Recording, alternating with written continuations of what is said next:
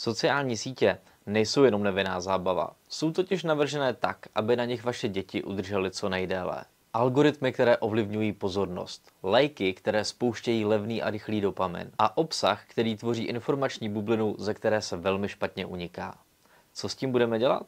Na webináři, na který se můžete přihlásit odkazem níže, se dozvíte, jak sociální sítě formují vaše děti, co dělají se jejich duševním zdravím, soustředěním a mají ještě děti vůbec schopnost rozlišit realitu od virtuálu?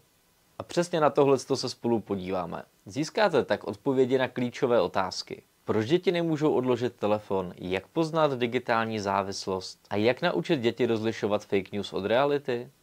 Společně tak najdeme cesty, jak nastavit hranice k tomu, aby vaše dítě z online světa těžilo a nestalo se jeho otrokem.